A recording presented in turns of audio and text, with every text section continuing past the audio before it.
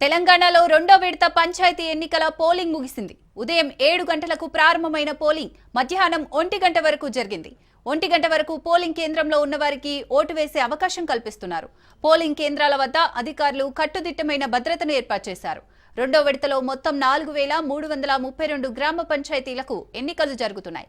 ఇప్పటికే 415 సర్పంచ్ స్థానాలు, 8307 వార్డులు ఏకగ్రీవమయ్యాయి. 9311 పంచాయతీలు, 29917 వార్డులకు పోలింగ్ జరిగింది.